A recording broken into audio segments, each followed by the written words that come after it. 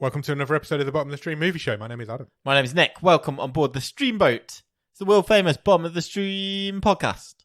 It is indeed, where we talk about movies. Yeah. Every Thursday, we will do a movie show. We talk about some of the lesser known movies on Netflix. Randomly selected. And let you know if you should watch them or not. Yeah.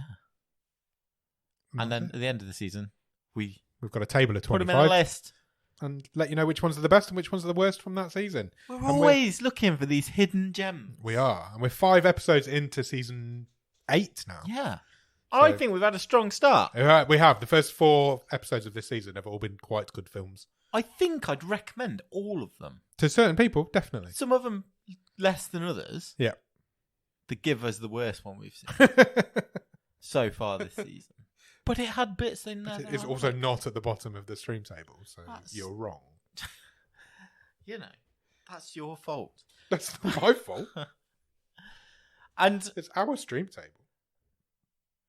This week we're talking about the kind of movie that I suppose traditionally does well on this show. Yeah. Because it's a movie about time travel. It is. It's one of my favourite genres of movie. I love time travel movies. So yeah, I was quite excited when this one came up. Okay. I remember Sam Mulholland, I think one of our Patreons, put it on the long list. Yeah. Can I remember the title came up? Yeah, I think it's been on there a while. Because this movie's called Needle in a Timestack. Sure. It's a pun movie title. It's from 2021. It's rated R, randomly, and runs for 1 hour and 50. Why? I don't know, but it is. I don't think there's anything about this movie that nor me. Should give it that rating. Nor me. There's no beheadings or anything. Not even one beheading. No. It runs for 1 hour and 51 minutes. Currently rated at 5.2 out of 10 on IMDb. 5.2? I think it's about right. It's a mid rating. Yeah. Yeah. I think it's about right. Maybe a tad high. But, we'll go, shall we? Let's talk about it. This film stars quite a strong cast, actually. The main guy in it is called Leslie Odom Jr. He plays a character called Nick. He does. He's most famous probably for being in Hamilton. I think so. Yeah, and he's about to be in Glass Onion, a Knives Out mystery that is coming to Netflix. It's already been to the cinema. It's coming to Netflix at the end of December. So he will be in that. You can watch him in that if you want to. But before that, you could watch him in this. Cynthia Erivo is also in this. She plays a character called Janine. I recognise that she's in the Outsider TV show. Oh, yeah. You know, the Stephen King adaptation. Yeah. She plays Holly Gibney, who is one of Stephen King's apparently the favourite character he's ever written. Oh, really? Yeah, and he's about to write a new novel about her. People are thinking it's not looking good for her. Maybe she might be killed off in this new novel, but who knows? But she plays her in the Outsider TV show. Because that was a trilogy of books, wasn't it? It was, yeah. Yeah, I think I've read... No, you're thinking of the Mr. Mercedes TV show. Am I? Yes. Okay. The Outsider's just a single novel. Oh, okay. It was the one with Jason Bateman? No. Yes. I've read it. I've read it. Yeah, I've read the book. That was turned into a TV show. It's done once. It did one season. She played Holly Gibney in that, but somebody else plays Holly in the Mr. Mercedes TV shows, which is based on the trilogy of... But yes, the character's in both, though. The character's in both, but she only plays it in The Outsider. Yes. She's also in the Disney version of Pinocchio that's just come out. Yes, she is one of the fairies. She's the fairy. The fairy. Who wishes upon a star. When he wishes upon a star. She's a fairy. Also, this film stars Frida Pinto. She plays Alex. She's recently been on the show before. Yeah. She was in Intrusion a few weeks ago. I kind of felt... I mean, we'll get into it. She was quite a big name to have this... Small role. Smallish role? I agree. She's probably most famous. She was in Slumdog Millionaire. Then I guess she was in it as much as Janine was. There was kind of half each, I guess. Just felt like it was a smaller role. Yeah. You're probably right. She probably was in it as much as Janine. Probably more than Janine was when you think about it. Yeah, maybe. Maybe. Who knows? We'll get into it. Written and directed by a guy called John Ridley. John Ridley, I think, might be the first writer we've had on the show who's got an Oscar. Okay. He wrote 12 Years a Slave. Oh, okay. And he won an Oscar for it. And then he wrote this. And then he wrote this a few years later. So I don't think we've had actors and actresses with Oscars before, but I don't think we've ever had an Oscar-winning writer or director. Good spot. So I might be wrong. Correct me if I am.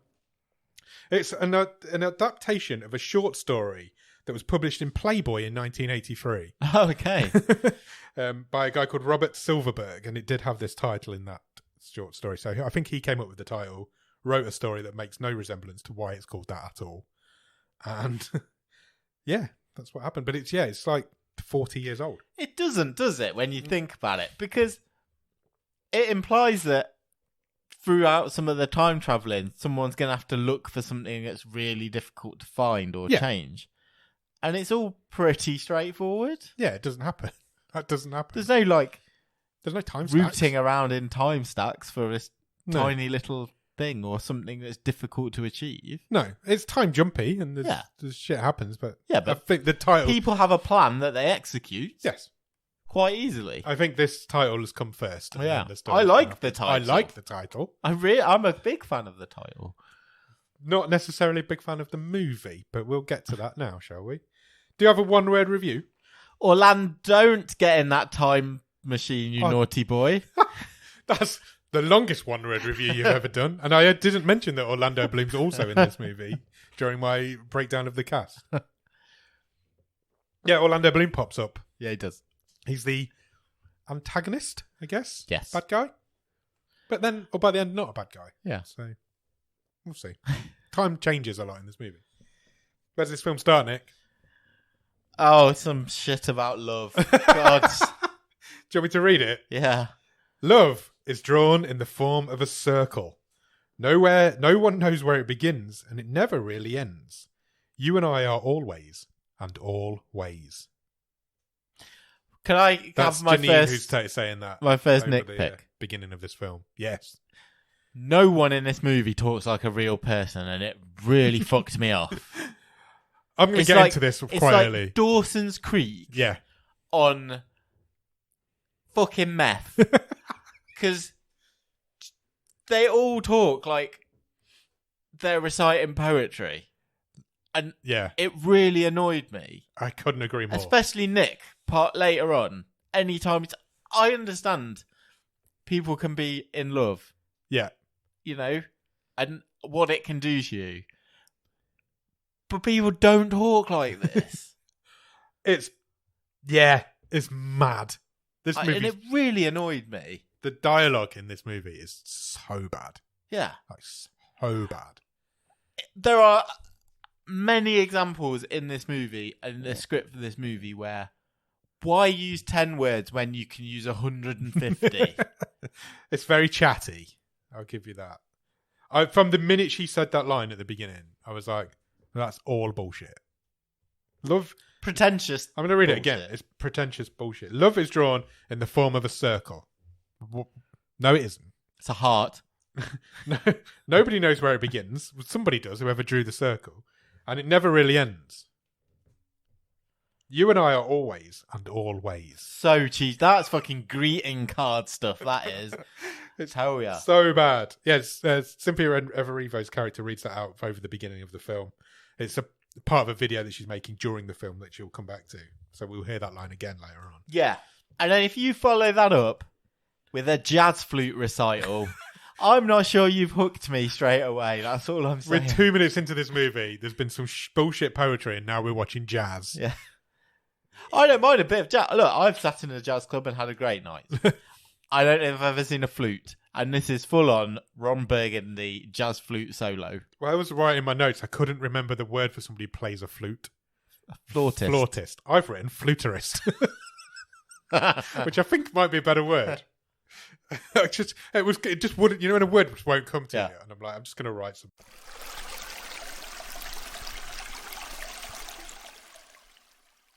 Then there's a couple. So we follow Nick and Janine are on a date in this jazz club. In the jazz club. We follow them home.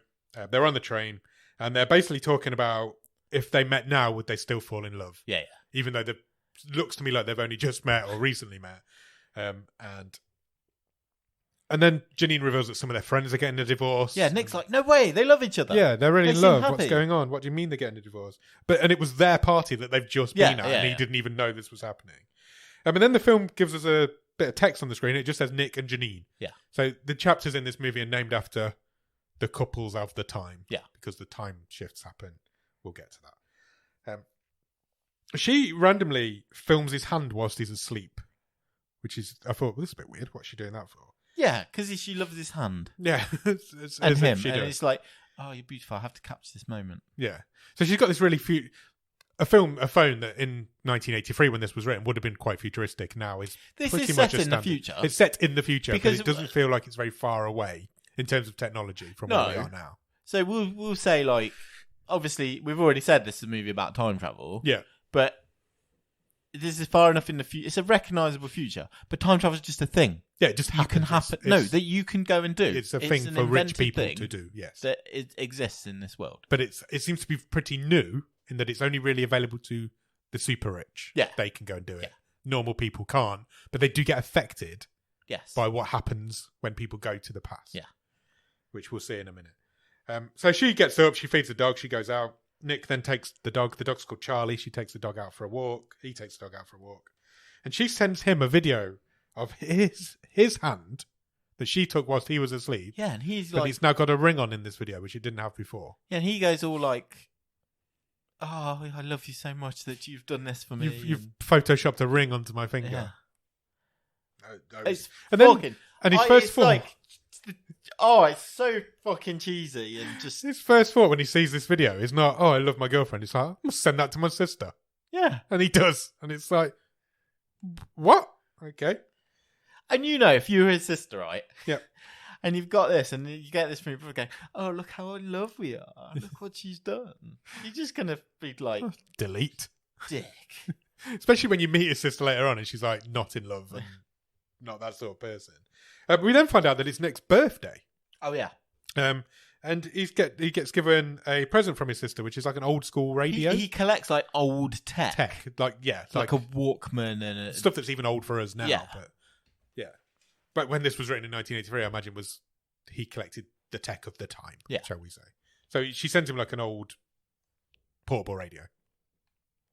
And he rings her up to thank her. Basically calls her up and he thanks her for the present. She asks if he wants to go rock climbing with him. And he's like, no, I quite enjoy living. I don't really want to go rock climbing. Sure. It's too dangerous, yeah. You young risk taker. You go. She's got a best friend.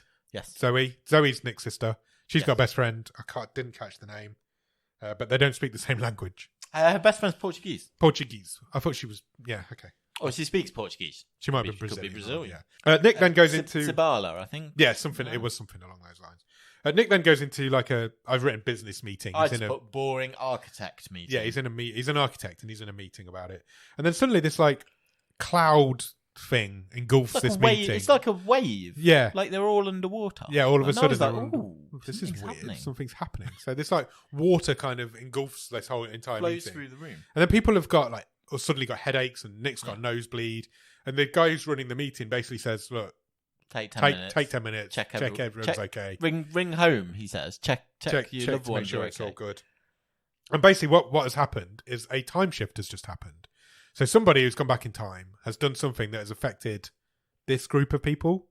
Yeah, and it's not clear whether it affects the whole city or the whole world. No, I took it as when these people go back, if they're affected, then because not everybody was getting the time shifts at the same time. So I was like, when people go back in time, if they get affected, a time shift happens in their life. And if you happen to be sat next to them, you can be caught in it. You could be caught in it. Or somebody at this company might have caused this time shift that's affected everybody in that room. I'm not 100% sure. But when he goes home, his dog's now a cat. Yeah, but first he rings... He does ring Janine, and then they have a list of questions. Yeah, to make sure that they still know each other. Who are you? When did we... Where do we meet? Yeah, are we married? All this sort of stuff. So he rings her. She passes all the questions. They still do know each other. Nothing's happened. But when he gets home, his dog's now a cat, and he doesn't notice. Well, neither of them do. No, but it's still got the same name. It's still called Charlie. Nick is kind of like something is not right. I'm pretty sure I didn't have a cat. No, he says I don't think I like cats. Yeah, he does. They have this conversation later on. Yeah. So. He goes home. He cooks dinner for Janine. He says I feel like we had a dog. Yeah. But it's just out of reach of his brain. It's quite a scary concept when you think about this, that somebody else going back in time can completely affect your life and you wouldn't even know it had happened. Yeah. It's quite the concept of this movie is actually really good. There's some really interesting things you could drill down on. Yeah. Here. this doesn't do it, but it's a really good idea. Well, there's no drama because, and this is another nitpick for me, because straight away when they're back home, Nick says, "Well, it's Tommy. He's changed something." Yeah. So Tommy, who's Janine's ex-husband, which we learn in the next couple of scenes. And there's no drama of, has he, hasn't he? Yeah. He's just like, he probably has. And we'll get to that in a minute. Let's just go through this dinner. So he cooks a dinner. They talk about Zoe and how she's got a best friend that doesn't speak English, and Nick finds that strange. He says at this point he doesn't like cats, but he loves dogs, so he doesn't understand why they've got a cat. Yeah. And that's when he decides something's not right. So Janine plays it down. She says, well, if nothing's changed... She's convinced they've always had this cat. Yeah. She remembers getting this cat. She remembers rescuing it from this adoption centre. She has this memory of having a cat and doesn't have a memory of a dog. Nick, for some reason, does vaguely remember having a dog. He decides that a rich asshole is travelling back in time to try and split them up. This is Tommy.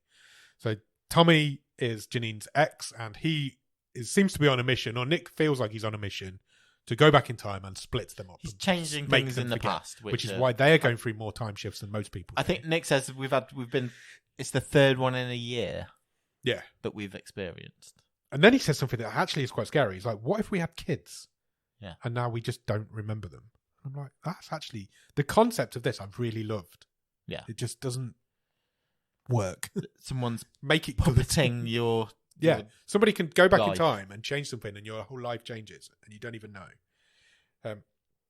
He talks to his sister about this, and I've called her Zoe exposition here because it's literally a phone call in which she sort of says, "Well, time travel is just part of everyday life. It has been for years. I don't know what you're worried about. Yeah, it's just why? She's basically, why do you think you're so important that someone's trying to affect your life?"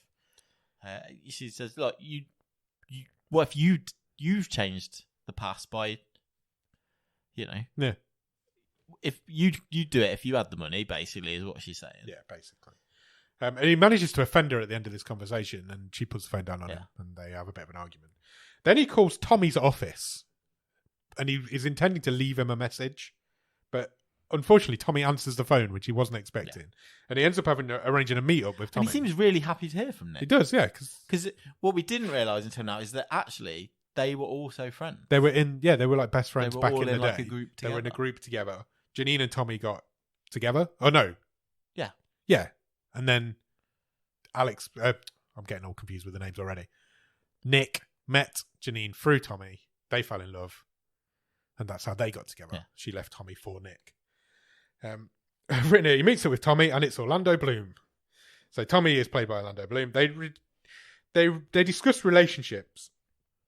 And there's a really interesting concept here as well, because Tommy says, if you commit to a relationship, you stop any number of other relationships happening. Yeah. And that you're changing the timeline just by doing that. Just by committing you're not to traveling in time. No, you're stopping you having this person with you in your relationship. Which is kind of the whole it's just the butterfly effect conversation, isn't it? I thought it was a really interesting way to describe it. You say that anything, I choose to buy, I don't know, white bread instead of brown bread. Yeah. You've stopped anybody else buying that particular loaf of white bread. Yeah. But I just thought it was quite an interesting way to describe. I'd never heard of it spoken about like that. Yeah. It really interested me. And then, so Nick asks Tommy outright if he is trying to split up their relationship. He's like, "Are you trying to split us up?" And he says, "No, that'd be illegal. Because you're not allowed. That's a crime. That's a crime. You're not allowed when you go back in time to affect other people's lives intentionally." But Nick's convinced. He says, "Nick, I'm happy." Yeah. So I've got everything I ever wanted. Yeah, I'm super rich. I've got my I've inherited my dad's business. Yeah. Basically calls him out and says, how big's your ego to think that I'm driven by your little life? Yeah, but he's completely convinced that Tommy's lying to him. Yeah. And he's correct to think this, because Tommy is lying to him. And I don't think that's what I'm saying. There's never any drama. No, there's not. To that. We've introduced, one party saying, "I'm not doing it." Nick saying, "Well, I think you are doing it," and it's literally, yeah, he is doing it. Resolved the next scene. Yeah, it is. There's no dramatic tension through this movie on this subject. No. So Nick leaves this meeting. He's walking back through. I think they met in a mall cafe somewhere, because he's walking back through a mall, and he walks past a company called Past Protect, who protect your past. So basically, you can upload your memories to them all your photos, any videos you've got, anything that you remember to their archive. And then if you do get caught in a time shift, you can retrieve these items and you will remember that you once had a dog and not a cat. Which sounds really, really futuristic, but literally all they do is scan his photos in. Yeah, he's got a really quick scanner, but that's literally all and they he's do. just got to turn up later on if he loses his memory. Yeah. And they'll go, oh, Mr. whoever, Nick this Man. is your file. Yeah. So he's just really not advanced. It's not advanced at all, but it's a good idea because he would have known he had a dog if he'd remembered to do that beforehand. So it's exactly what he does. He goes home, gets all these photos and other... There's a few like files, videos, and all sorts of shit. And uploads them to the Past Protect server. It's basically backing up his data. And they say, look, we lose anything, you get your money back. Yeah, because time shifts can happen to us too. Yeah. So it's not 100% it's not 100% guaranteed because we could lose your files. He goes home, he tells Janine that he's not really happy, and they argue about him. He reveals to her that he's been to meet Tommy. He accidentally tells her. And they argue about that. But then he tells her about Past Protect, and she's like, you're getting paranoid. Yeah. This is becoming an obsession. But then she reveals that she's also been meeting up with Tommy. Tommy's had a busy day. So he is getting paranoid, but he's also might be onto something. I didn't understand this. And Janine says, he gave me a gift, and if I keep it, he will stop trying to split us up. Because he's admitted to Janine that he is trying to split us up. He's basically told her, Janine, I have done it in the past. Yeah.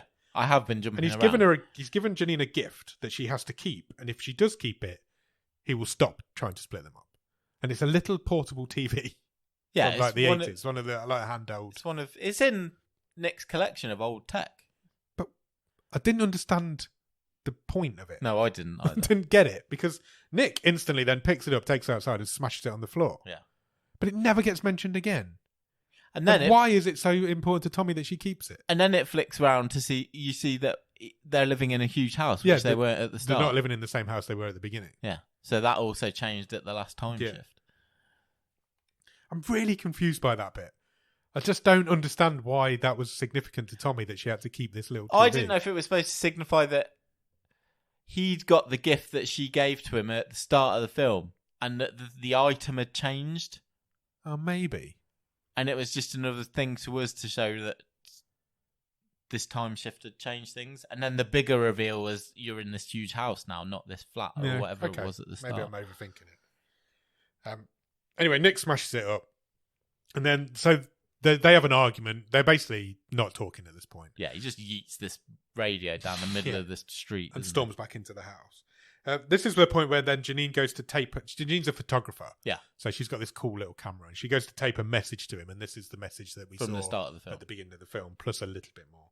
She's trying to... He won't listen to her, so she's trying to explain to him why she'd been to see Tommy. She's like, you can't expect me to forget my time with Tommy. Yeah, she says, I don't love him. I don't love him. It doesn't mean I don't care about him. Exactly. And if I hadn't have never met him, I would never have met you. My relationship with him led to me meeting you, and that's the most important thing in my life. I'm really happy that this happened. And she says, Tommy cannot undo this relationship. It's too strong. Only we can do that. Yeah. And that's her saying, you're doing that by being a crazy psycho stalker guy.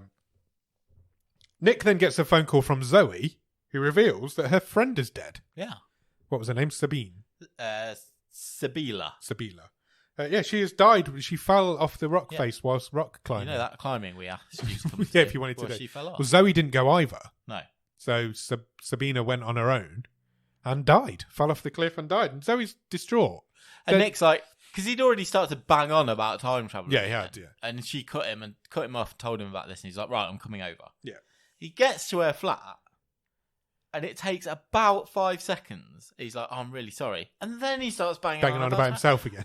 I was like, this guy is so unlikable. Yeah, he really is. And Zoe was really likeable. You really felt for Zoe in this scene. She was my favourite character. Yeah, she was mine as well. I think you're right. She has this best... These two women are not in a relationship together. They're just best friends. Yeah. They do everything together, but they don't speak the same language. Yeah. So Zoe can't understand. I think that was cool as well. I think it's a really cool idea that they just hung out and they couldn't speak to each other. But when this sort of thing happens, she then had to ring the parents and say, your daughter's dead. I can't speak Portuguese. But I can't speak Portuguese. I don't know how to tell them their daughter. She says, I had to tell them 4 times. That must have been devastating. It was one of my favourite scenes in this. Was, yeah, I agree. And it was just Zoe telling the story, and it had nothing to do with the movie. Nothing at all. We only meet this woman once. And she says she blames herself for not going, and she didn't go because Nick didn't go. And she basically tells Nick again, "You are being a stupid fucker. Just hold on to your wife. Don't risk losing it." She says, "Hold on to Janine with everything you've got," is what she says. Don't risk losing your relationship. Yeah. Which you are doing if you carry on acting like this. And Nick kind of does take it on board because he goes to see Janine straight away. There's like a reflective montage. There is, yeah. And he says, "Look, let's run away together." And this is where I've put, no one talks like this. He says, "Let's run away together. Just be with me always and always." Fucking phrase. And then they kiss. And they do arrange to go away together because I don't know where they're going, but they've go to, I think they're at an airport. I think it was an airport. They're checking into something. She asked for the lady asks for their boarding cards. Yeah. But they look like they were at a train station. Yeah. But there was a picture of a plane. Some future thing. Some future travel thing was happening. Then she just goes and takes some pictures of some randoms. Yeah, Janine wanders off to take some pictures with some randoms. Yeah, because she's an artist. And that's what happens. And then this massive time shift sweeps towards You see it coming through the city. Yeah, through the buildings. So it was a really cool visual, actually. Yeah, it was. So it's much bigger than the one we saw earlier. Yeah, it's like a cloud of time just heading towards them. And they're not next to each other, which appears to be an issue. They weren't even in the same... Oh, do you think? Because they were not like in contact. They were the other side of this courtyard. That appears to be the issue. Because they ran towards each other to try and get back to each other before the time shift hit them. But they weren't even in the same building when the first one happened. No, that's true. So the rules make no sense. I just presume because this one was so much bigger, I like the scale of it. Yeah, maybe. They just seemed to want to get back to each other before it hit them, but they didn't. And this time shift hits them, and... Suddenly, Nick's driving a car in the middle of nowhere. Yeah, in the countryside. And he stops, pulls over, and falls out of the car. Because these time shifts make you nauseous. They make you want to throw up. So he pulls out of the car, throws up.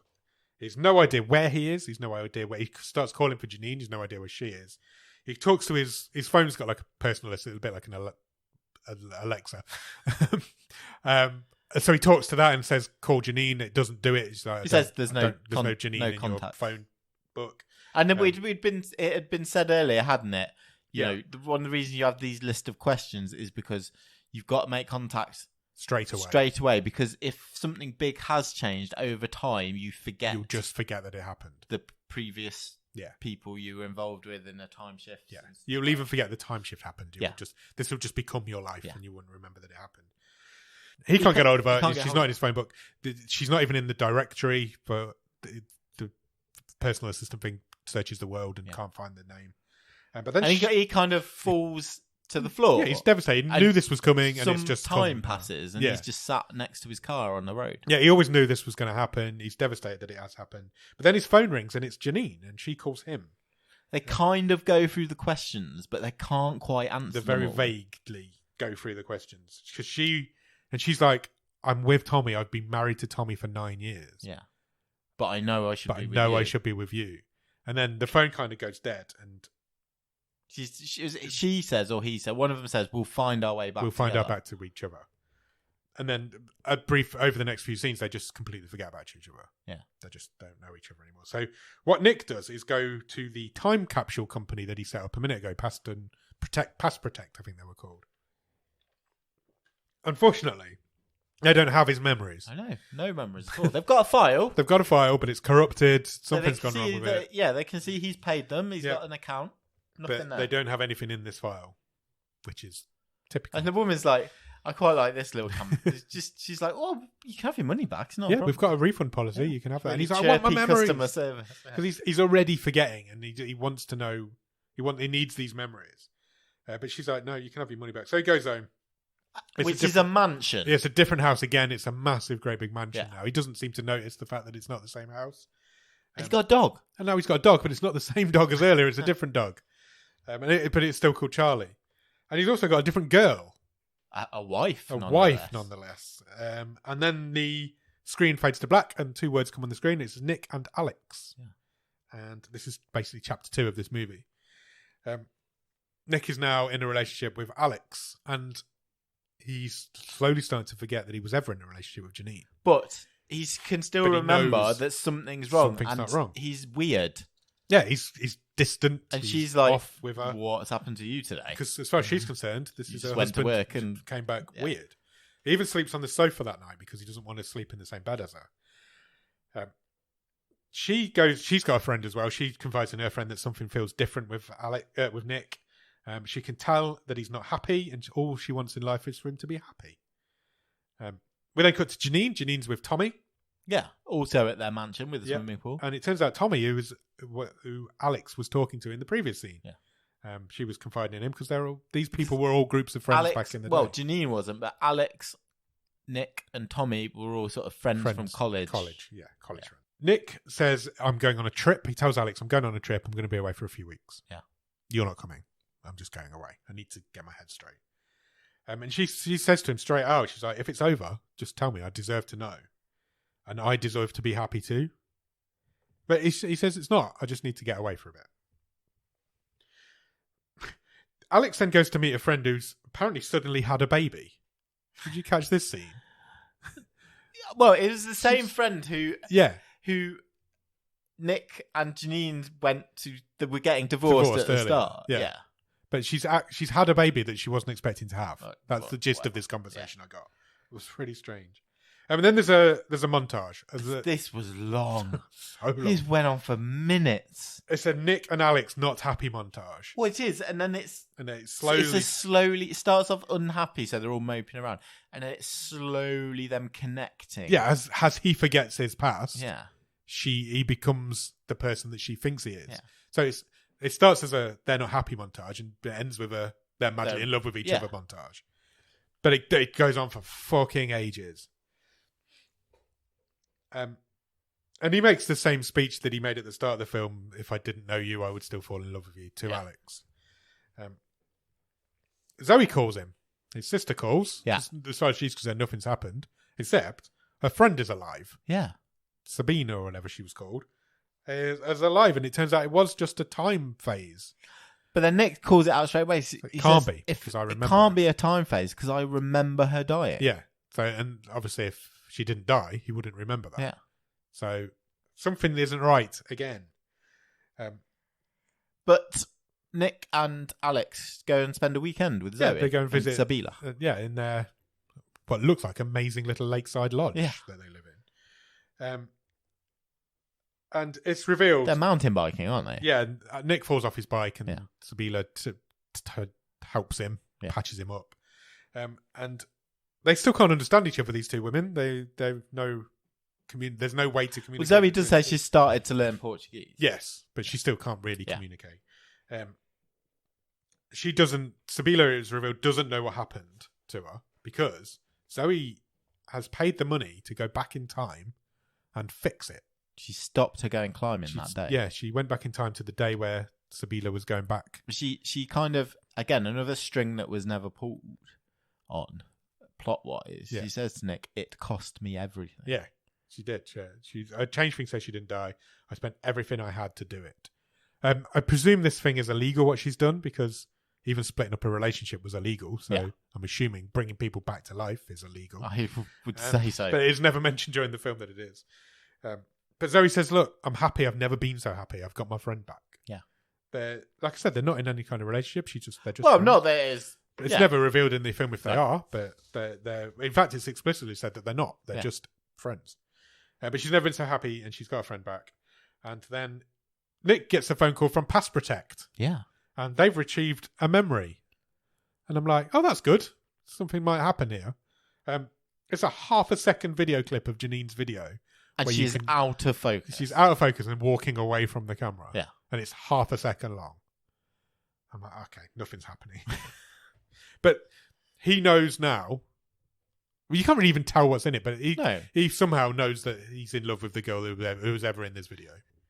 There's someone else. He's got a memory of someone else. Well, how many memories would you have of different people? Loads. Exactly.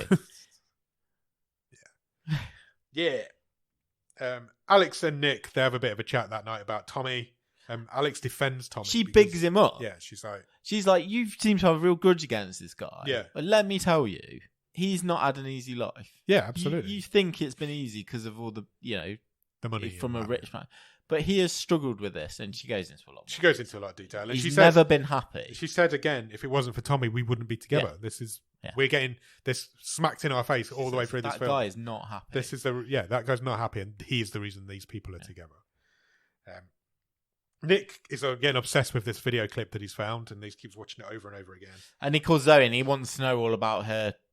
They call it jaunting, yes, don't they? Going back time travel jaunts. But I've written here he has literally got no memory of his past now at all. That's gone. Yeah, as far as he's concerned, his life is with Alex. He just knows something has happened. Zoe thinks he's being scammed. She's like, these companies pop up all the time. They're like, we'll charge you 10 grand and we'll get the rest of the video back for you. She thinks it's a scam. And then he starts asking her all about the jaunting. And she says it's really accurate. You tell him where you want to go. You'll just be there. Yeah. You get a bit of time there. We don't get any time to think because he instantly then sets up a jaunt. Yeah. He wants to go to La Jolla 13 years ago. He wants to go back to a night that he missed with the college friends because he was sick. He missed a party apparently, and he was sick down on the beach. So he wants to go back to that party, to see what happened and to change things. So did he choose that because he knew he wouldn't be there? I think so. But then he almost has an interaction with himself later on, which he avoids, but he tries to. Yeah. So maybe that's why he chose it. So the lady at the because other than that, it didn't seem like a pivotal night because he could have gone back to any party and do what he did. So I think he specifically chose that because he knew he wouldn't bump there. Into himself. Yeah, possibly. That makes sense, I guess. So the lady says to him, "For this cost, you can have one full day, 24 hours. 24 hours, and you can only go in a 20-mile radius of where we put you." Yeah. And this is the cost. And she shows him a screen with the cost. We never find out what the cost is, but he laughs at the cost. So I think he's like, well, that's more than I was expecting. Yeah. But he books it anyway. He books it in. He gives her all the details. The next morning, him and Alex part because they're both off to their jobs. Yes. And he says, "I always just wanted you to be happy. Have a good day. See you later. See you tonight. I'll cook dinner." She's like, "Yeah, that's a bit weird." So he goes back to this company. He gets taken into this room where there's just like a chair. Oh, what was this? I get it's like we're in an unspecified future time. Yeah. But this was a really underwhelming piece of time travel. It really was. There's not even any like VR headset or anything. No. It's just sit on this chair and drink this water. There's like quarter of a glass of liquid. Stephen's going to be his travel guide. Yeah. We meet Stephen briefly. Disembodied voice from behind the wall. Yeah. He says, "Relax, and I will count you backwards from 10, and when I get to 1, you'll be in this past time." Yeah. So he starts counting back. Nick is not relaxed. He's gripping the chair with all he's got. And Stephen stops. He's like, "No, this won't work if you're not relaxed." Yeah. So then Nick relaxes because you can do that. And he just counts back from 10. By the time he gets to 3, he's gone. He's gone. He's out. Wakes up. He's on a beach at this party. It's not really a party. It's just people around a campfire just hanging around. And all he does, he meets up with Tommy. Yeah, he calls Tommy over. He's like, "Look, I mean, I don't know if Tommy's noticed that he's 13 years older and Tommy's 13 years younger. I don't. Yeah, but they've not youngerized either. No, they've not. But you'd think Tommy would go, "Oh, you look really old.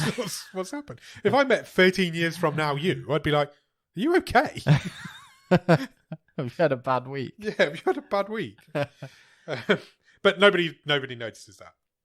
But he says to Tommy, "Look, I'm going to break up with Alex tonight. Yeah. And I think she loves you, and I think you should probably get with her." Because what he's thinking is, if I do this here, we'll never be together in the future. Yeah. And when I wake back up, we won't be together. And this is an interesting plan because he's not specifically trying to get back with Janine because he's forgotten Janine. Yeah, completely. He just knows that he shouldn't be with Alex. And he knows that Alex wants to be with Tommy. Well, he thinks Alex seems to have gleaned that from the fact that she's defended him every time he's talked about it. Yeah, it seems a bit of a leap to me, but there you go. But I suppose he's also got his memories of them when they were younger. Yeah. And he has done a bit of introspective soul searching because Nick does say to him, I'm really sorry. I've been a dick to you. Yeah. I just assumed you're happy. You've got all this money. Yeah. I understand that maybe that's not always been easy for you. And says, look, I know she likes you. I know you like her, but neither of you would do anything about it, basically. Because I'm in the way, basically. So he's like, I'm going to go and split up with her. I think you should get back make a move on. And then he wanders over to to Alex. We don't see this chat, but you can see that there's a chat going on. He goes and sits on his own somewhere. He goes and sits on his own and writes himself a note, which he then posts under his door and delivers it to himself. But he nearly knocks on this door. Yeah. But he doesn't. He just pushes it under and knocks and runs. Yeah. To sick Tommy. And it basically says, you and Alex have split up. Tommy's in love with her. He says Tommy and Alex are right for each other. Yeah. Don't worry about it. You'll Someone be fine. else is there. Somebody else is out there for you. I don't know who it is, but you'll be fine. He says you'll know when you meet her. Yeah. So he delivers it to us. He doesn't knock on the door. He just pushes it under. So he never meets himself. But we do see younger Nick at that point.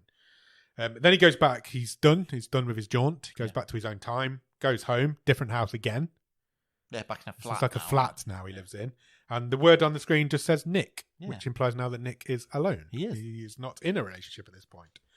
And then there's a depressing alone montage, which, because people who live on their own apparently are massively depressed. Zoe rings his doorbell and it's like, you need to come out. He's like, I don't go out. I live on my own. I don't go out of the house ever. I live on my own. She's like, you need to come out because you look like shit and it's your birthday. And I've brought you a Walkman. Yeah. Here you go. Here's your Walkman. And she's like, shall we go cliff diving? He still says no. And he's like, no, I quite enjoy living. It's fine. And then he says, they're sitting in a bar called the Union, which I thought was quite funny. And they're sitting together. They're the only two people in this bar. And he looks up at her and he's got these like puppy dog eyes. And he says, have I always been lonely? And I'm like, no. And it's just like... It's bullshit. It's infuriating because he's only been in this timeline 2 minutes. Yeah. And it just comes out with this like, look, I'm sure we've all introspectively and asked these questions of ourselves. But it's like, dude, you've only been in here for 2 minutes. Yeah. It feels like... It's not what you lead your conversation with.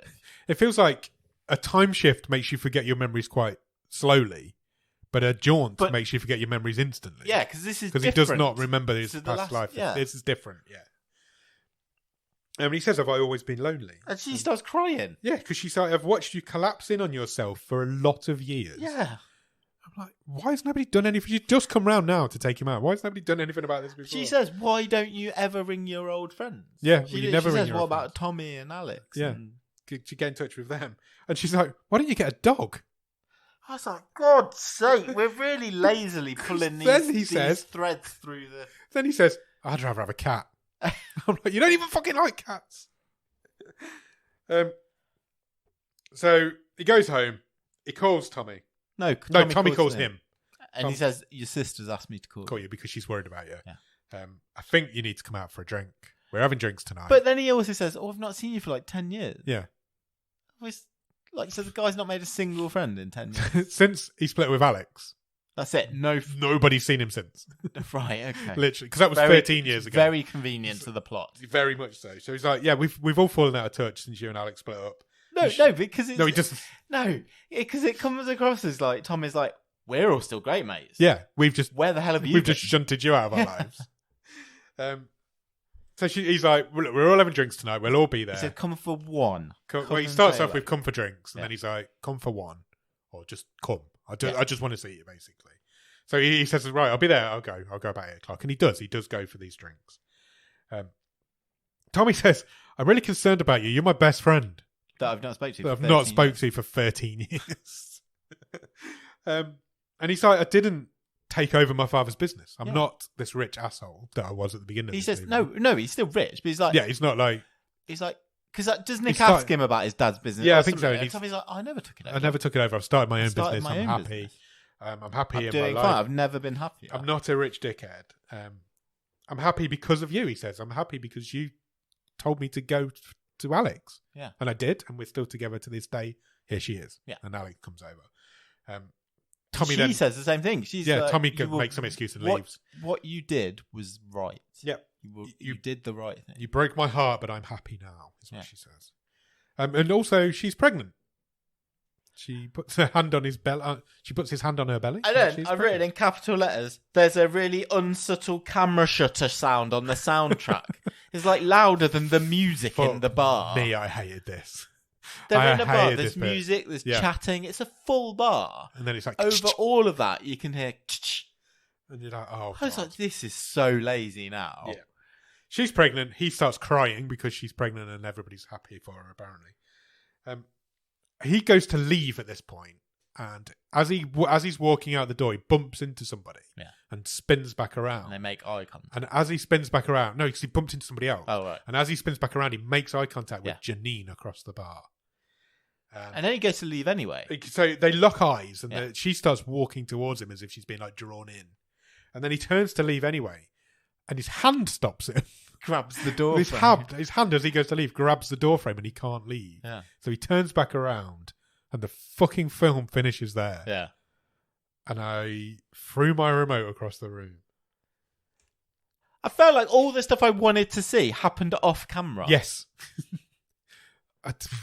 There's so many like long and pointless montages of this trying to be airy fairy and like this movie thinks it's the most romantic movie that has ever been created in human existence. And what it is the exact opposite of that. It's so flat. It's so dead. It's literally, and its message is all screwed up because if it's fate that brings those two together, then every timeline they would have found each other. But it's not fate because it's because of what he did in the other timeline. Yeah, but they were meant to be together, and he's engineered this way of them meeting. So basically, he's not engineered the way of meeting. All he engineered was trying to meet somebody. Yeah, but all he engineered was Alex and Tommy breaking up. He wouldn't be with her. Yeah, but it was still total luck that they were in this room at that. I don't like the message of this movie. It almost is like fate is bullshit because you can just make whatever you want to happen. Yeah, I hated that end. Absolutely, I thought this movie was. You didn't even see them get back together. No, you didn't, and I didn't want them to get back together because I didn't feel like the film earned them getting back together because it never felt like pretty much forgotten about Janine by the time been in it for like an hour. I think this is a massive missed opportunity. Yeah, the concept of this movie is great. It's a really, really clever idea. I think you could take it anywhere. Yeah, just don't make it a bullshit love story. No, I'm fine with it being a love story if it's good. But it's not good. No, it's boring. It's flat. So boring. There's no chemistry. All of the everybody in it's terrible. All four of them. It's just flat. There's no sizzle here at all. There's no chemistry between any of them. I mean, even Orlando Bloom is awful in it. Everybody's terrible. Yeah, but I don't think people generally think. I don't think they do. And at least he's got a bit of presence because you're like, oh, it's Orlando Bloom. It's not.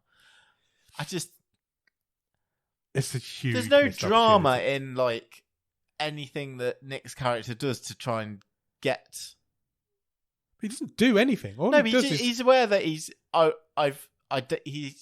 has identified a point in the past where he can go and make a change to create a new thing happening. But why couldn't he just split up with Alex in the current timeline? Yeah, exactly. I don't know. Because she would have gone to Tommy anyway. Why did he have? Yeah, she would have gone to Tommy anyway because he was a confidant. Yeah.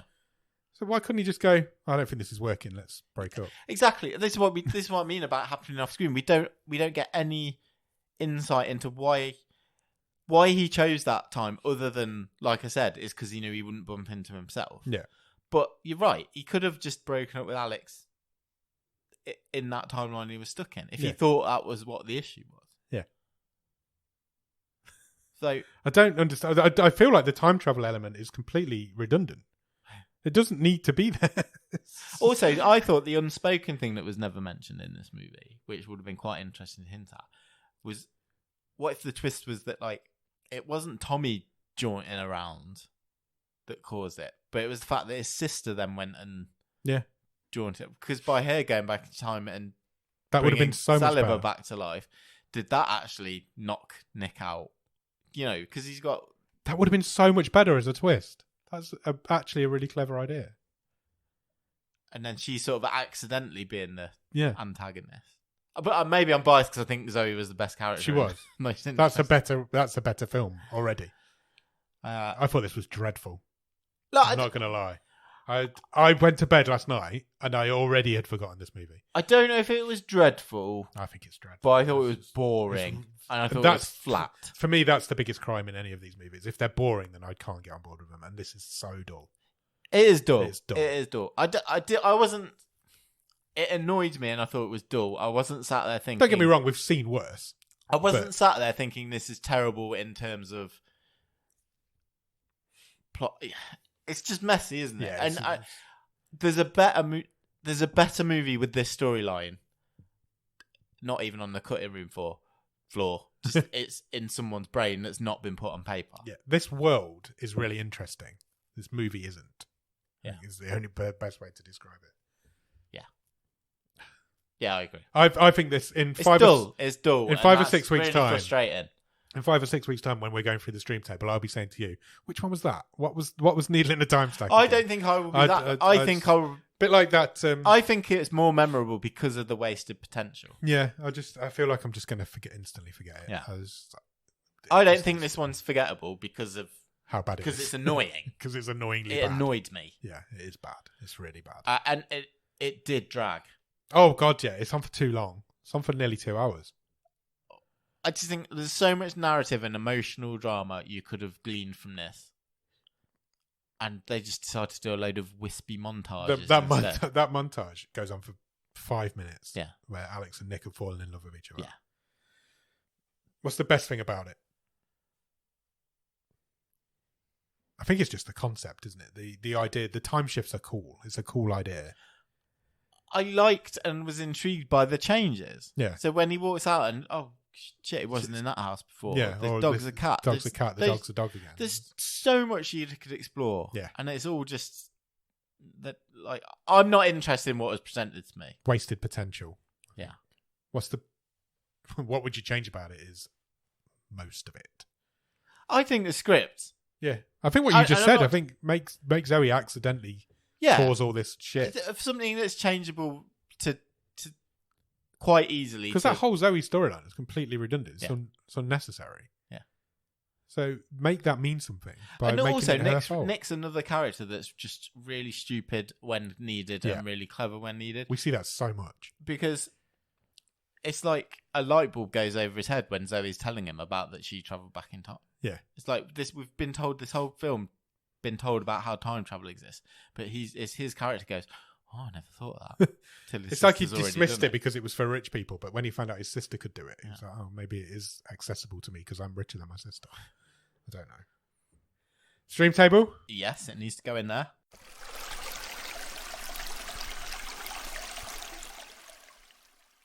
It's pretty easy where it goes, I think. Yeah, I mean, I think it's it's my least favourite film that we've seen this season. Yeah, it's 100% going at the bottom of the stream, I think. We're only 5 in, but I feel like it might stay down there for quite a while. I hope it does. I don't think this... I feel like there's a lot worse. Oh, there's going to be worse out there, but this is going to be in the bottom 10 at the end of the season. Okay. Could be. That's my prediction. Should we go talk about next week's film? I thought it was a tough watch. It was tough watch. Just shit. Yes, onward and upward. We don't need to... Robin's been given the week off this week. Oh, really? He has. Oh, I'm excited. Now you're teasing me. Ross Cook has played his wild card. Steps up to the plate. It's the first wild card of season 8. First wild card of the season. Wild card. You want to know what he's picked for us? Yeah. He's picked a film called New Gods, Nezza Reborn. Okay. Because, what's of course when it's at home? It's a Chinese animated movie. Okay. Going back to China. Lovely. Do you want the synopsis? Yes, please. A normal young delivery man, Lu Yongyang, coming through the slum area, is living a satisfying life.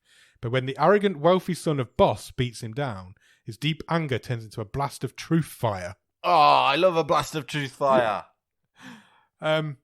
Yeah, it's from last year. It's a 2021 movie. I feel like that synopsis might have been translated. Again, it's on for an hour and 50 minutes. It's another long movie. 6.8 on IMDb currently. Ooh. So quite high, higher than we normally go. I feel like Ross is wanting this reward for this season's wildcard. IMDb have it as animation, action, fantasy. Cool. So a 2-hour action animated fantasy movie from China. I'm all in. Me too. I'm excited. It's one of those things. It's just one of those things. Ross always picks movies that we well out of our comfort zone. I just don't watch that sort of movie, so I'm really intrigued to see where we're going with that. So, go out and watch New Gods Neza Reborn. And in the meantime, check us out on Instagram, Twitter, and Letterboxd. Same username at BOTS_podcast. If you want to drop us an email, our email address is bottomofthestream@gmail.com, and our website is bottomofthestream.com. On the website, you will find every episode we've ever recorded. You will find all the stream tables, and you can even get some merch if you want to buy a Bottom of the Stream paintbrush. Yeah. You need that. Yeah. Just lately, you've done a lot of decorating. And then when you've done all that, head over to Patreon, patreon.com/bottom of the stream. On there for a couple of quid every month, you'll get early access to episodes. You will get bonus episodes. You will get a newsletter that Nick writes every month. And if you come in at the top level, you can do what Ross has just done and play your wild card, and you can pick the film that we're going to watch next week. And then when you've done all of that, head over to Discord. The Discord link will be in the show notes, and in the Discord, you will meet a lot of cool movie-loving people, a lot of cool podcast people, loads of a really good community of people we're building up in there who will chat to you about pretty much anything. We play games, we do watch-alongs. We've got another watch-along coming up, and a Christmas one coming up as well. So now is the great time to head into the Discord. The Discord link will be in the show notes. Do come and join the fun. If you can spare a few minutes, please leave us a review or a rating anywhere you can review or rate podcasts. That could be Podbean, Podchaser, Apple Podcasts, Spotify, Pandora, iHeartRadio, all the other ones as well, because we're on them. If you find one we're not on, tell us and we'll get on it. Certainly will. I'll add us onto whichever ones we're not on. Cool. Yeah, do all of that. Then go out and watch New Gods Neza Reborn. And we'll be back on Monday for another episode of The Wave, and next Thursday for a movie show. Cheers. Bye.